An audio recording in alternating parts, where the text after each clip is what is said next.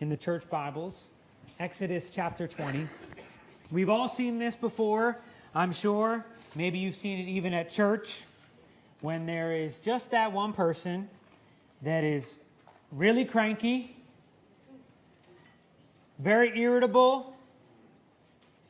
It seems like nothing makes sense to them. They're over emotional.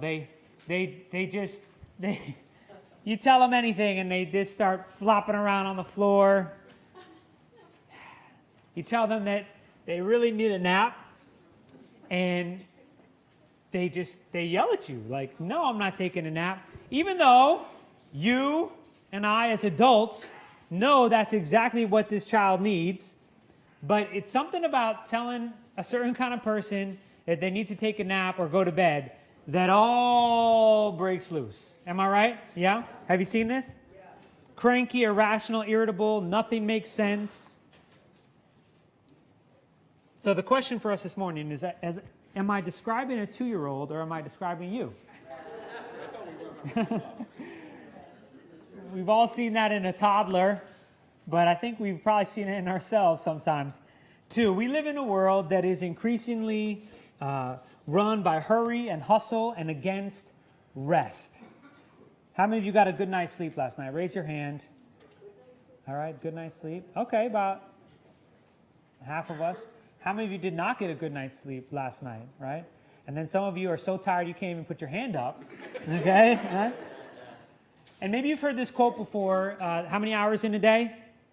24 hours. And I remember hearing once, and this was very compelling to me, that we work for 8 hours, we sleep for 8 hours. What are we going to do with the last 8 hours, right? And that's a great, compelling argument in light of living our lives for God. We have this extra 8 hours where we're not sleeping and we're not working.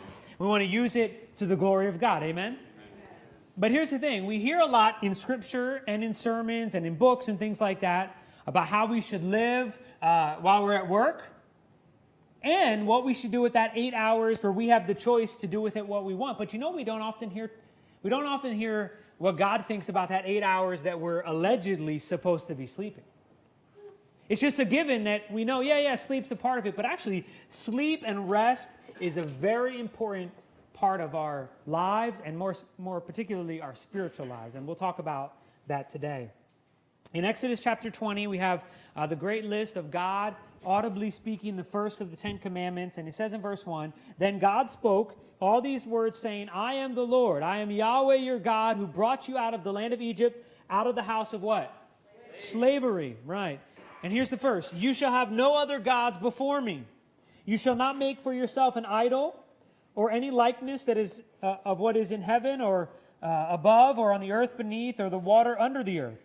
You shall not worship them or serve them, for I, the Lord, your God, am a jealous God, visiting the iniquities of the fathers on the children, on the 3rd and 4th generations of those who hate me, but showing loving kindness to thousands, to those who love me and keep my commandments." Commandment number 3, verse 7, "You shall not take the name of Yahweh your God in vain, for the Lord will not leave him unpunished who takes his name in vain." Verse 8, "Remember the Sabbath day to keep it holy. 6 days you shall labor and do all your work, but the 7th day is a Sabbath of the Lord your God. In it you shall not do any work, you or your son or your daughter, your male or female servants, your cattle or your sojourner who stays with you. For in 6 days the Lord made the heavens and earth, the sea and all that is in them, and rested on the 7th day. Therefore the Lord blessed the Sabbath day and made it" what? Holy. Verse 12, "Honor your father and mother, that your days may be prolonged in the land which the Lord your God gives you. You shall not murder, you shall not commit adultery, you shall not steal, you shall not bear false witness against your neighbor. You shall not covet your neighbor's house, your neighbor's wife, or his male servant, or his female servant, his ox, his donkey, or anything that belongs to your neighbor." We call these the 10 what?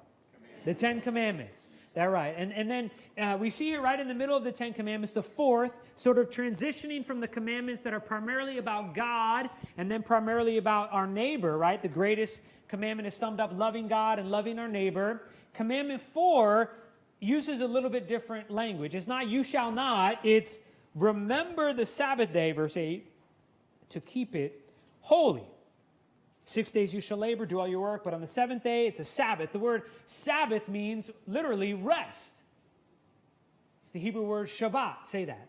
Shabbat, right.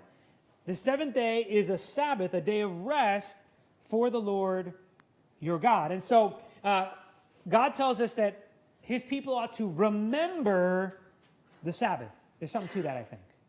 Because perhaps his desire for us to take a day of rest can be something we can forget. So he says, remember the Sabbath. What the Sabbath? Remember. What's that? Remember the Sabbath. And the reason why, he says, is because God rested on the seventh day. In Genesis 1:31, it tells us that God saw all that he had made, and behold, it was very good. And there was evening and there was morning the sixth day. Thus, the heavens and earth were completed in all their hosts. And by the seventh day, God completed his work which he had done, and he rested on the seventh day from all his work which he had done. And then God blessed the seventh day and sanctified it, because in it he rested from all his work which God had created and made. So God finishes the work. He finishes the work of creation, and then he does what on the seventh day? He rests. It says that he sanctified. That's the Hebrew word kodesh, which means holy. Of all the things God creates, humans, plants, sun, moon, stars, all the rest, the only thing that he calls holy is this seventh day. Interesting.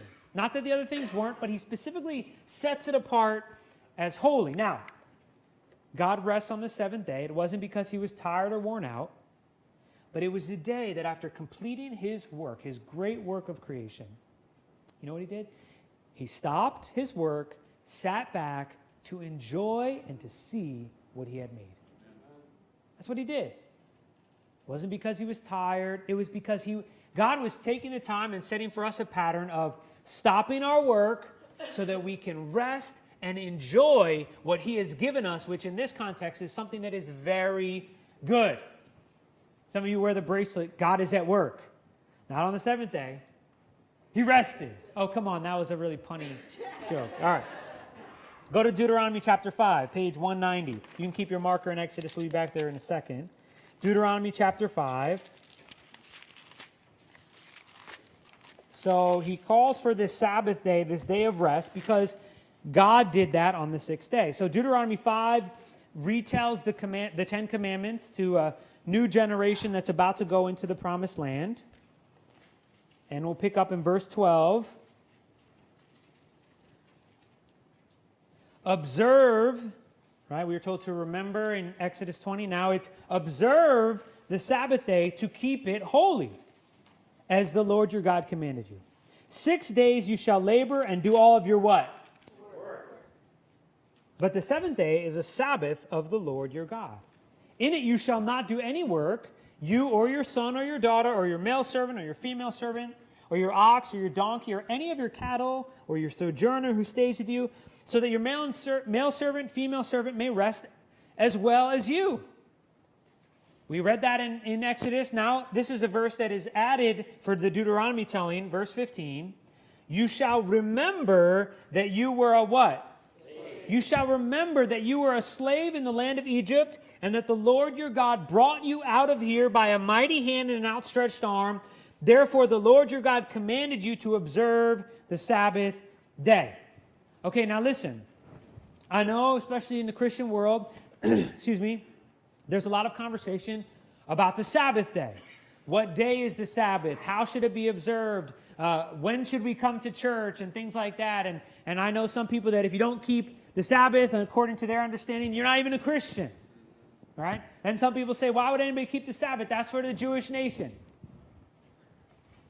I want you to try to pause all of that buzzing in your head right now and instead think about what he just said.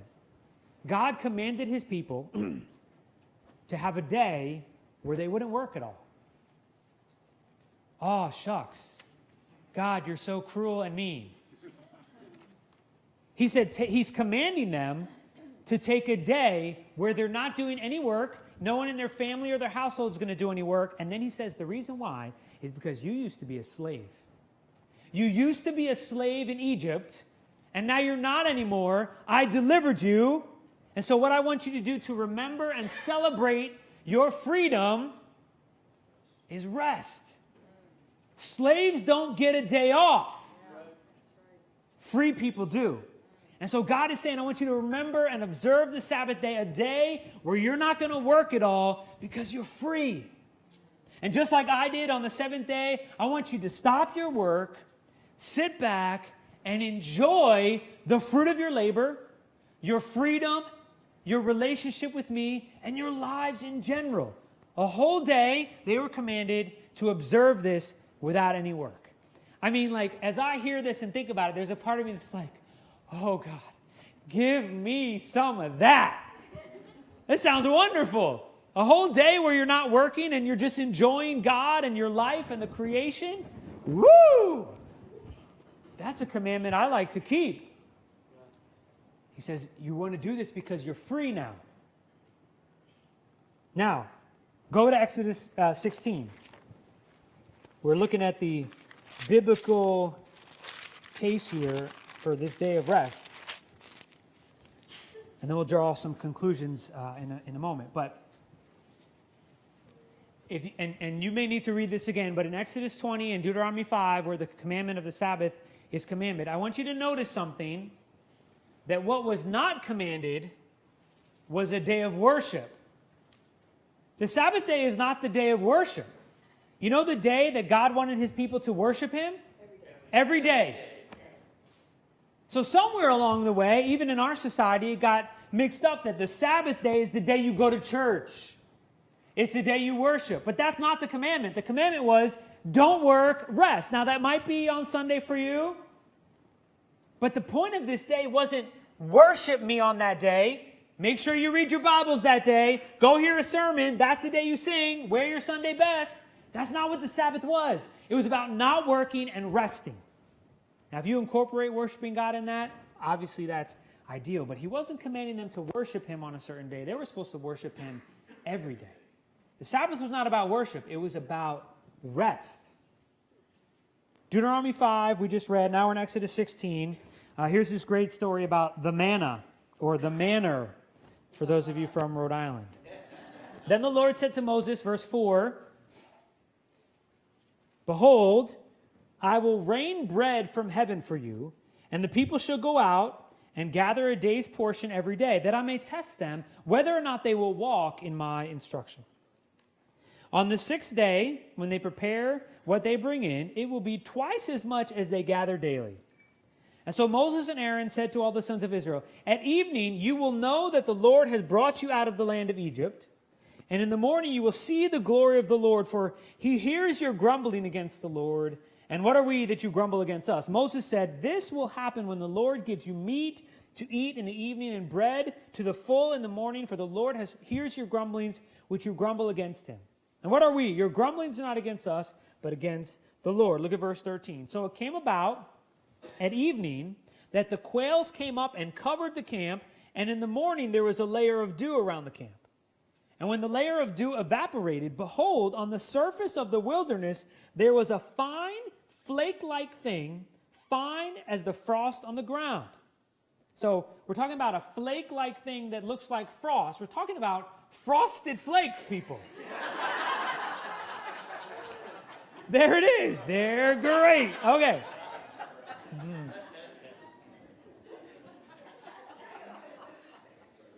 Verse 15. When the sons of Israel saw it, they said to one another, get the milk. No. What is it? For they did not know what it was. And Moses said to them, it is the bread which the Lord has given you to eat. This is what he commanded. Gather of it every man as much as he should eat. You shall take an omer apiece according to the number of persons each of you in his tent. The sons of Israel did so. And some gathered much and some gathered little. Verse 18, when they had measured it with an omer, he who had gathered much had no excess. He who had gathered little had no lack. Every man as much as he should eat. Moses said, let no man leave any of it until the morning. But they did not listen to Moses, and some left part of it until the morning, and it bred worms and became foul, and Moses was angry with them. They gathered it morning by morning, every man as much as he should eat, and when the sun grew hot, it would melt. Verse 22. Now on the sixth day they gathered twice as much bread, 2 omers for each one. And when all the leaders of the congregation came and told Moses, he said to them, this is what the Lord meant. Tomorrow is a Sabbath observance, a holy Sabbath to the Lord. Bake what you will bake and boil what you will boil, and all that is left over put aside to be kept until the morning. So they put it aside until the morning as Moses had ordered, and it did not become foul, nor was there any worm in it. Moses said, "Eat it today, for today is a Sabbath to the Lord. Today you will not find it in the field. 6 days you shall gather it, but on the seventh day, the Sabbath, there will be" how much? None. And it came about on the seventh day, some of the people went out and they found none. When God says none, there's none, people, right? And the Lord said to Moses, "How long do you refuse to keep my commandments and my instructions? See, the Lord has given you the Sabbath, therefore he gives you bread for 2 days. On the sixth day, remain every man in his place. Let no man go out of his place on the seventh day." And so the people rested on the seventh day. The house of Israel named it manna, for it was like coriander seed, white, and the taste of its wafers were like, they was like wafers with honey. So the Frosted Flakes point might not be too far off. All right, so listen, God said, "I'm going to provide bread from heaven every morning on your doorstep." Think about that, people. You don't have to go to the grocery store. You don't have to prepare your food. Every morning you wake up, enough for your whole household to be completely satisfied, plus have the full nutritional value of the meals that they need to live is going to be outside. There for you. God says, "I'm going to take care of your food, so you don't have to worry about that. You can be busy living your life as free people. You're not slaves anymore." Now, on the sixth day, there's going to be twice as much stuff. So on the seventh day, the day that you're not working, the day that you're resting, you don't even have to get out of bed. It's already going to be there from the day before. It's not going to grow worms. But sure enough, the people gathered as much as they could, and then they ate it all, and they went out on the seventh day, and how much was out there for their door? None. None. So what God was telling his people was that if you'll trust me, I'll provide everything you need. And part of trusting them was believing that if they took time to rest, rather than full out grind, pedal to the metal all the time, he would provide even for that extra day. See, ultimately, this question about rest, Sabbath, sleep, all the rest, is really a core issue about trusting God. Do we trust God enough to rest? This is a very important question. Because ultimately, we all trust God. Proverbs 3, trust in the Lord with all of your heart. It's a great verse. But what we're talking about here is you have a business on one side of the street that sells candles. And there's another business on the other side of the street selling candles. And you're closing 1 day a week to rest. They're open. That's what we're talking about here. That's the temptation here. They're going to take all the business on that day you're closed. You'd be a fool to shut up your doors for that day. Or you trust God and watch what he can do. That was the opportunity that they had. It was an issue of whether or not they were going to trust God. And so here's the relationship that God wanted with his people. I will provide everything you need. Trust me. And part of trusting me is taking time to rest. The sad news is, as you read the Bible, the nation of Israel never did it. They never did it. Part of why they went into exile is because they didn't keep the Sabbath. They never trusted God enough to rest. And when they did, they got so legalistic about it that they might as well not have done it. There's teachings of the rabbis, the Jewish rabbis during the time of Jesus, that if you spit on the ground on the Sabbath day, you are breaking the Sabbath because your spit would fall to the ground and roll, and some of the dust would be rolling in the spit, and that's kind of like plowing, and plowing is working, so you're breaking the Sabbath if you spit. So either they didn't keep it, or they got so legalistic that they missed the heart of it. God wanted his people to rest, and if we would have rested, he said, he would have provided for them. Think about that. God is offering his people, I'm going to take care of everything you need, and you're going to have time to be able to rest, recharge, celebrate, sleep, feast, and not work. That's what he put before them. They had a hard time trusting God enough to rest. And as we turn this idea to ourselves, this remains our challenge still today. I feel like if I take more time to sleep or practice Sabbath, I feel like I'm not being productive or I'm missing out on something. The truth is, and I think we all know this in principle, but maybe not in heart, is that the work we have before us is never done. Our work's never done. We just run out of hours of the day and have to clock out. You go back, and guess what's there for you? More work! How many of you have no to-do lists? Everything you've ever wanted to do and on a to-do list is done. No. All right? We're painting our kitchen right now. We just bought a house 2 weeks ago. We're painting our kitchen before we move in. Part of why we're doing it is because Debbie Tibbetts told me that they were going to redo their kitchen when they first moved in, and they said that if they didn't do it when they first moved in, it's been 30 years. There's always things to do. So we ask ourselves, are we afraid of what will happen if we practice Sabbath or get more sleep? We feel like we can't afford to stop and rest, but I think we can afford not to. Our lives are filled with moments of trusting God or taking matters into our own hands. Our whole lives are filled with that. I was thinking about this morning, right? Like I had more to do. I wanted to add something to the slides and change this or change that. And I stood there and I thought, I can either say, God, you've prepared what you need, and I'm just going to stay here and sing, or I'm going to go add some more slides and make a cool graphic. Right? You and I, our lives are filled with moment by moment saying, am I going to trust God with my life here, or am I going to take matters into my own hands?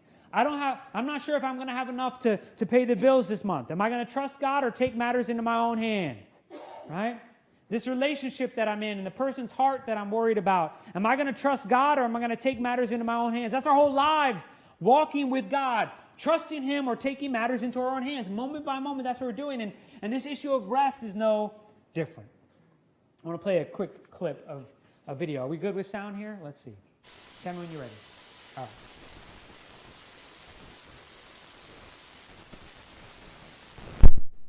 Go back one. That was it. I didn't prepare. I told you. No. Go back. There we go. Go back one more. Now go forward. We live in a society that is addicted to being busy. How you doing? Busy, bro. How's it going? Busy. I know people who don't have jobs, but they're busy.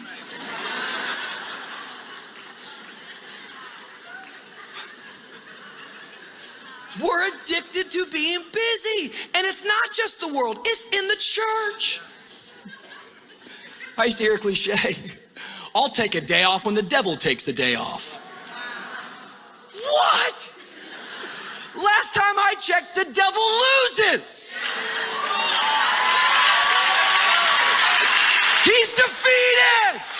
He's finished. We're taking our cues from the devil now? Please understand, your God, I want to say this over and over again, your God is not busy. He's not busy. In fact, the only person busy in the Bible is the devil. Story of Job. I love that story, right? The devil has to come and report to God, which is so cool in and of itself. I could preach another time. But the devil has to come and report, and God's like, where you been, devil? He's like, I've been roaming the earth to and from nonstop. The picture of the devil is full of busyness. Listen to me. The demonic is never at rest. That's why they're demons. They can't sleep. They don't get a vacation. They don't get a break. They're constantly tormented. They're jealous of the gift of rest that God has given you. And when you take hold of the gift of rest, you look more like Jesus. Amen. Amen. Amen. So the question before us this morning is, do we view rest as essential for our relationship with God and our discipleship to Jesus? Do we view rest as essential for our relationship with God and discipleship with Jesus? Remember that 8 hours that we sleep. How important really is that to us? Well, I think it perhaps should be more important than we've made it in the past. Look at this quote. The most important thing Jesus teaches us to have is love for God and for our neighbor. In my experience, when I am not rested, I am unable to do those two things. Do we then think that rest is not important? When I am not rested, I am more susceptible to temptations of all sort. Greatest commandment is to do what? Love and love your neighbor. When you and I aren't rested, it's hard for us to do that. Right? It is. It's harder for us to do that when we're not rested. We're on edge. We're like that 2-year-old tantrum. We're short with people. We don't listen. We doze off. We aren't spiritually alert and awake because we're not rested. John Mark Comer continues, he says this, God is not glorified by tired and exhausted and grumpy people. Say amen to that, please, right? Amen. When people are with you and we are like that, do they say, oh, give me some of that? So this is an issue about our spiritual lives. Rest and sleep and even Sabbath is an issue about our desire to follow Jesus and represent him in the world. It is. It's very important. D.A. Carson says this. We are whole, complicated beings. Our physical existence is tied to our spiritual well-being, to our mental outlook, to our relationships with others, including our relationship with God. Sometimes, listen to this, sometimes the godliest thing that you can do in the universe is get a good night's sleep. Not pray all night, but sleep. I'm certainly not denying that there may be a place for praying all night. I'm merely insisting that in the normal course of things, spiritual discipline obligates you to get the sleep your body needs. Some of you are practicing this right now. I'm not gonna name any names. I'd ask you to stand up, but everybody would just look at you, right? Think about that. Sometimes the best thing you can do for your relationship with God and your relationship with others is go to bed. Isn't that what we say to the kids? They get overtired and they're ridiculous. You need a nap, boy. You need to go to sleep, sweetheart. It's just like sometimes we've picked up our kids, right? And fully clothed with food on their faces and everything else and shoes on and put them in bed because we know that is ultimately what they need. And don't you know, then they fall asleep and wake up and things are better. But not us. Give me another cup of coffee and I'll keep trudging along. Red Bull.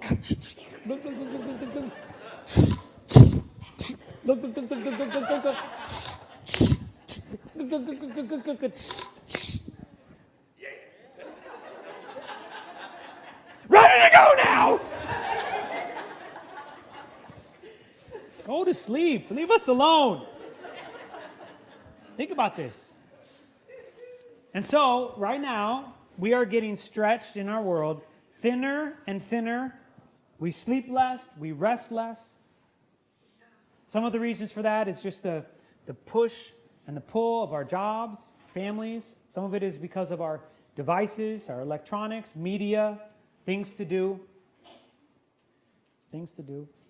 Sometimes we get lost, and when we should be going to sleep, we waste time on other things, right? We pull out our phone before we go to bed, and we play a game, or we're on Facebook, and it just, the time goes by, right? Maybe you like to unwind at the end of the night watching a little bit of Netflix. You know what binge watching is, I'm sure, right?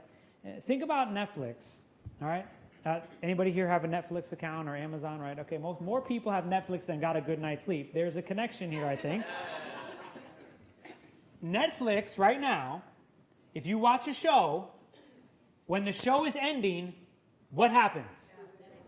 It immediately goes to the next episode. Like, in 3 seconds. None of us want to watch the credits.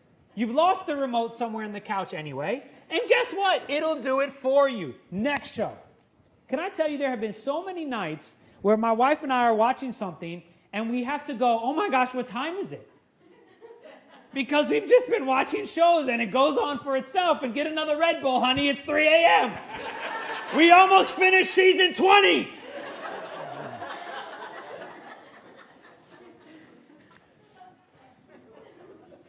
A 2018 survey found on average Americans watch 38 hours per week of video content. with 39% of it is streamed, meaning not necessarily traditional TV. So that means YouTube, something on your phone, Netflix, TV, football, whatever. 38 hours a week. That is nearly the equivalent of a full-time job. Okay? Netflix CEO Reed Hastings said this. Sometimes employees at Netflix think, oh my gosh, we're competing with FX, HBO, or Amazon, other streaming services. But think about, if you didn't watch Netflix last night, what did you do? There's such a broad range of things that you did to relax and unwind, hang out, and connect. And we compete with all of that as well. More specifically, explains Hastings, again, this is the CEO of Netflix, there are only a certain amount of hours which humans can tend to activities. And Netflix's goal is to occupy those moments and deliver the utmost joy to the consumer during that opportunity. They're a business after all, okay? Listen to this. You get a show or a movie you're really dying to watch, and you end up staying up late at night. So we actually compete with sleep, he said of his number one competitor. Not that he puts too much stock in his rival. He says, we are winning. So Netflix CEO says, ultimately our competition isn't Disney Plus and Amazon Prime or, YouTube TV. My competitor is sleep. Because if people would go to sleep, they won't watch Netflix. If they don't watch Netflix, I'm not a CEO. Now this sermon isn't to get you to all, get rid of your Netflix account. But it's to help us understand that sleep, rest, and Sabbath are a very important part of our spiritual lives.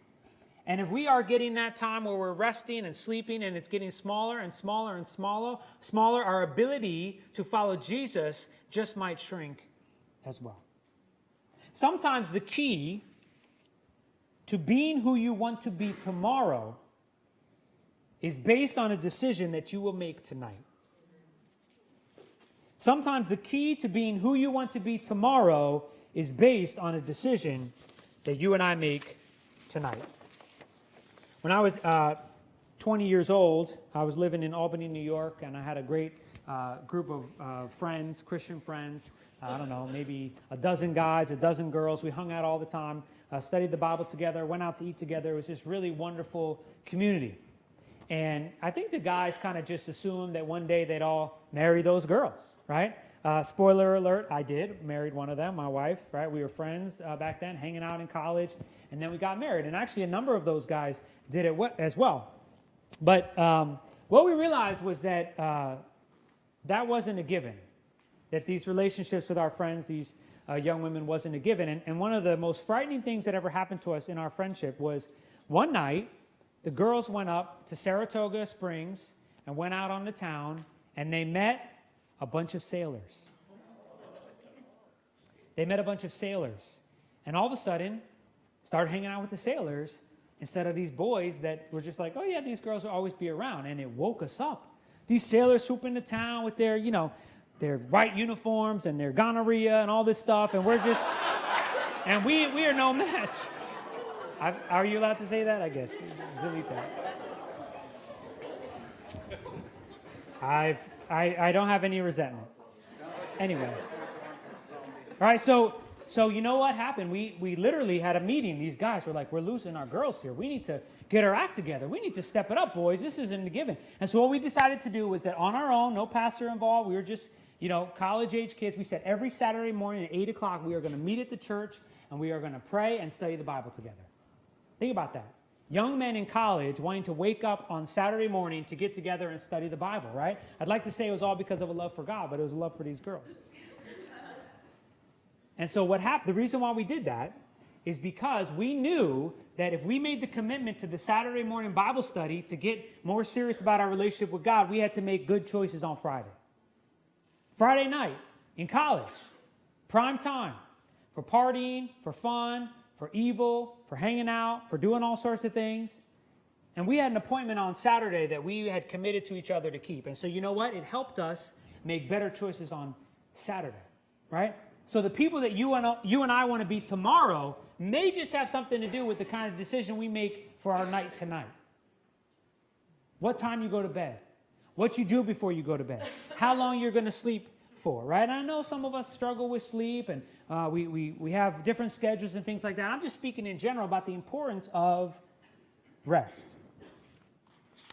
Sometimes the key to being who you want to be tomorrow is based on the decision you make tonight. So I want to encourage you to consider rest and sleep. When I talk about Sabbath, I'm not talking about the same thing as having a day off. I'm not talking about going on a vacation every once in a while. When I say Sabbath, I don't mean a day to just veg out and watch TV or go on Facebook, right?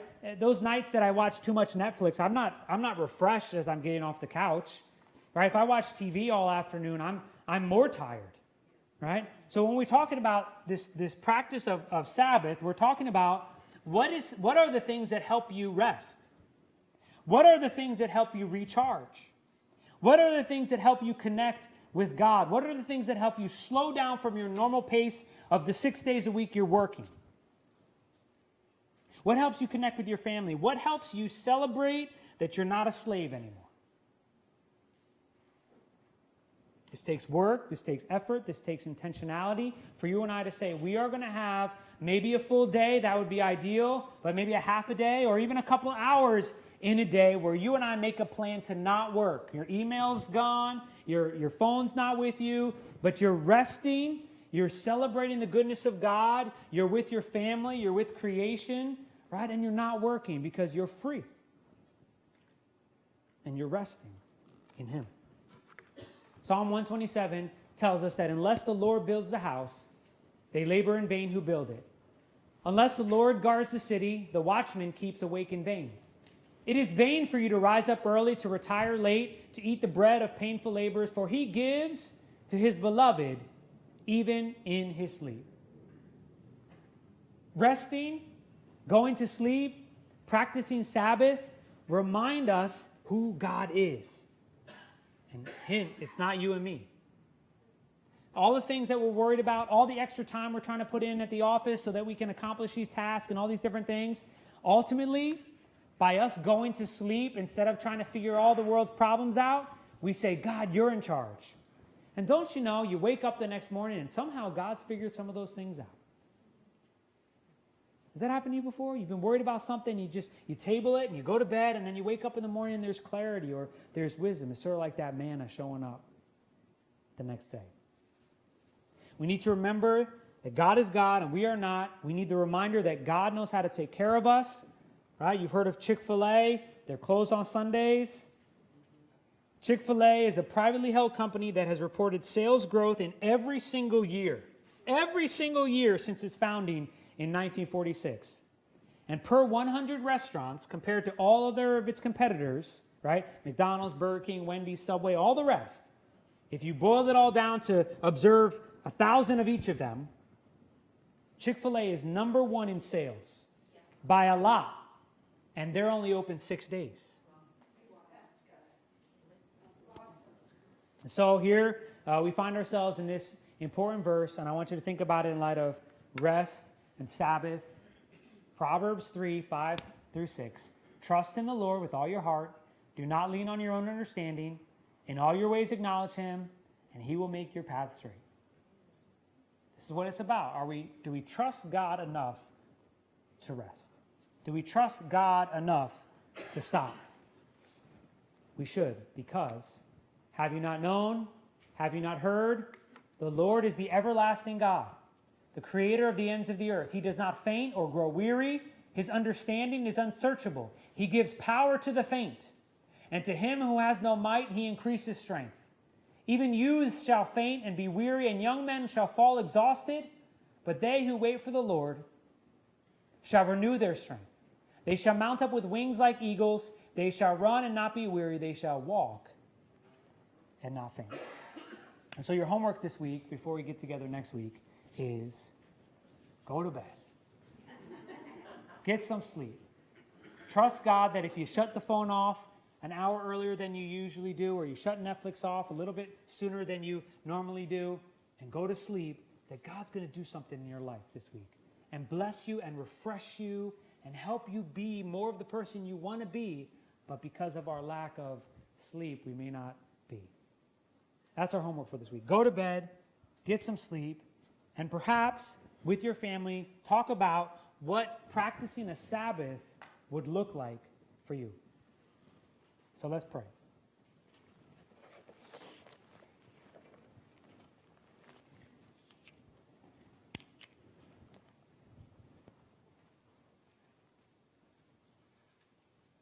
God, we come tired and weary with a lot on our plates.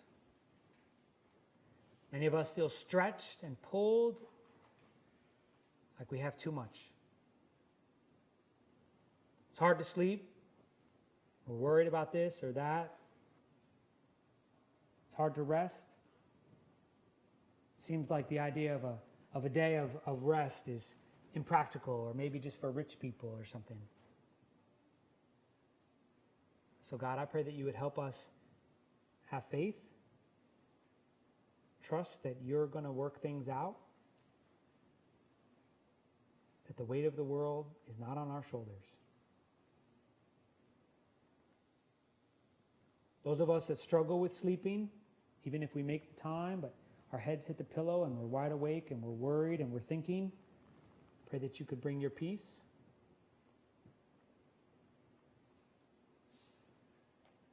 Bring your rest. God, that you'd help me to be less irritable, less in a hurry and a rush and overwhelmed, and more at rest. I want to come unto Jesus, all of us who are weary and heavy laden, knowing that he will give us rest. For his yoke is easy, his burden is light, and we will find rest for our souls.